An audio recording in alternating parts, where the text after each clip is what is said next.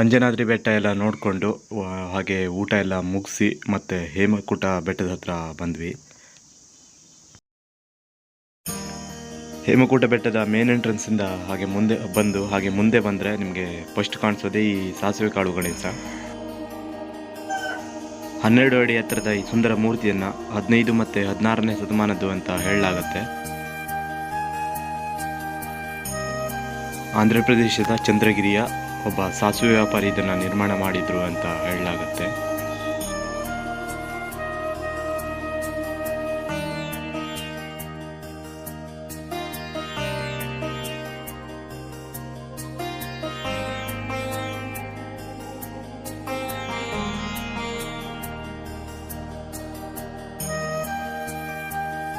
ತೆರೆದ ಮಂಟಪದಲ್ಲಿರುವ ಈ ಮೂರ್ತಿಯು ಕುಳಿತಿರುವ ಭಂಗಿಯಲ್ಲಿ ಇದೆ. ಗಣಪತಿಯನ್ನು ಹಿಂಭಾಗದಿಂದ ನೋಡಿದರೆ ಸ್ತ್ರೀಯು ಕುಳಿತಿರುವಂತೆ ಕಾಣಿಸುತ್ತೆ. ಈ ಗಣೇಶನಿಗೆ ಮೊಗ್ಗಿನ ಜಡೆಯನ್ನು ಕೆತ್ತಲಾಗಿದೆ. ಇದನ್ನು ಶಿವ ಪಾರ್ವತಿಯರು ಒಟ್ಟಿಗಿರುವ ಮೂರ್ತಿಯು ಅಂತ ಹೇಳಲಾಗುತ್ತೆ.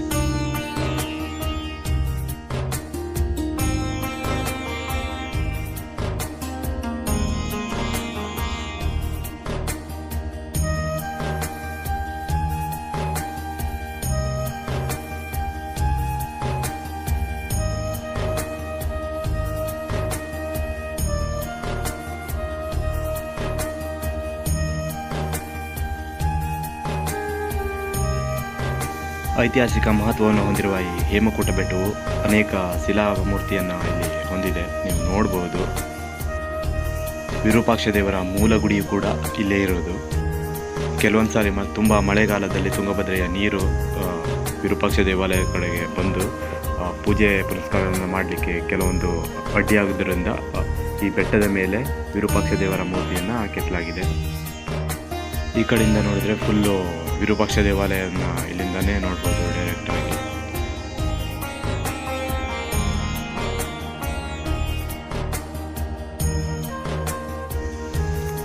ಸ್ಥಳ ಪುರಾಣದ ಪ್ರಕಾರ ಇಲ್ಲಿ ಕನಕವೃಷ್ಟಿ ಅಂದರೆ ಬಂಗಾರದ ಮಳೆ ಆಗ್ತಿತ್ತಂತೆ. ಹಾಗಾಗಿ ಬೆಟ್ಟಕ್ಕೆ ಹೇಮಕೂಟ ಬೆಟ್ಟ ಎಂದು ಹೆಸರು ಬಂತು ಅಂತ ಹೇಳಲಾಗುತ್ತದೆ. ಹೇಮ ಎಂದರೆ ಚಿನ್ನ, ಅಂದರೆ ಬೆಟ್ಟ ಅಂದರೆ ನಿಮ್ಗೆ ಗೊತ್ತಿರುವ ಹಾಗೆ ಗುಡ್ಡ. ಅದರಿಂದ ಇದಕ್ಕೆ ಹೇಮಕೂಟ ಬೆಟ್ಟ ಅಂತ ಕರೀತಾರೆ.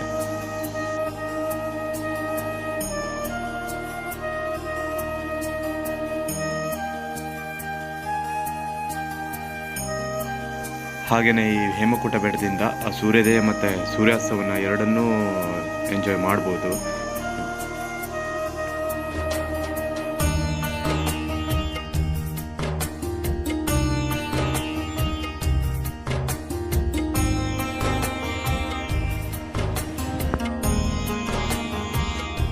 ನಾವೀಗ ಮಹಾನವಮಿ ದಿಬ್ಬದ ಹತ್ರ ಬಂದಿದ್ದೀವಿ.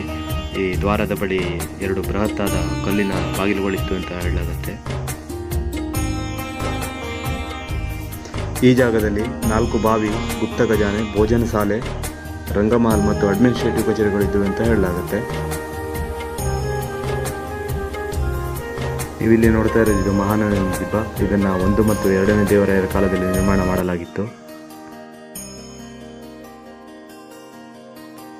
14 ಮತ್ತು 15ನೇ ಶತಮಾನದ ಕಾಲದಲ್ಲಿ ಇಲ್ಲಿ ವಿಜಯನಗರ ಸಾಮ್ರಾಜ್ಯದ ದಸರಾ ಮಹೋತ್ಸವವನ್ನು ಅದ್ದೂರಿಯಾಗಿ ಆಚರಿಸಲಾಗುತ್ತಿತ್ತು.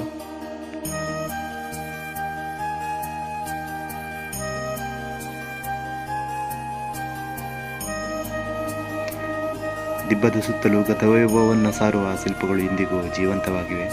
ಸಾಂಸ್ಕೃತಿಕ ಕಲೆಯ ಉಬ್ಬು ಚಿತ್ರಗಳಲ್ಲಿ ಕೋಲಾಟ, ಕುಸ್ತಿ, ಗಜಪಡೆ, ನೃತ್ಯ, ಹೋಳಿ ಹಬ್ಬದ ಸಂಭ್ರಮ, ದೇಶ ವಿದೇಶಿಯರ ಶಿಲ್ಪಗಳು ಸೇರಿದಂತೆ ಹಲವಾರು ಶಿಲ್ಪಗಳನ್ನು ಇಲ್ಲಿ ನೋಡಿ ಆನಂದಿಸಬಹುದು.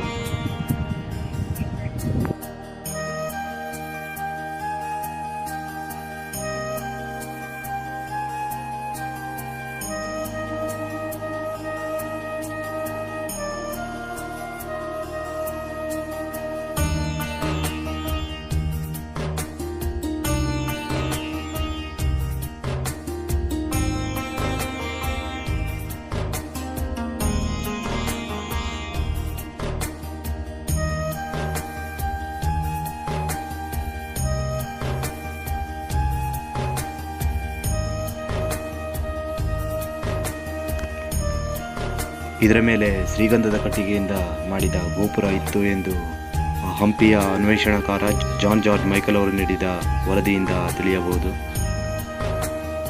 ಈಗ ಅದು ಬಹುಮನಿ ಸುಲ್ತಾನರ ದಾಳಿಯಿಂದ ಸಂಪೂರ್ಣವಾಗಿ ಸುಟ್ಟು ಹೋಗಿದೆ.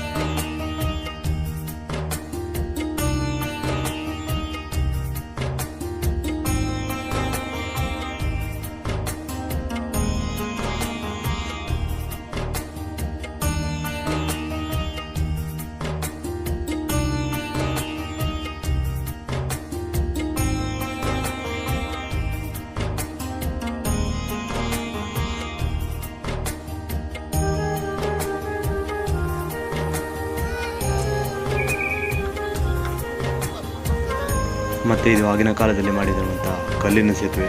ಇದನ್ನು ಕಮಲಾಪುರ ಕೆರೆಯಿಂದ ಹೊರಗಡೆ ನೀರಿನ ಸಪ್ಲೈ ಮಾಡಲಿಕ್ಕೆ ಇದನ್ನು ಬಳಸಲಾಗ್ತಿತ್ತು.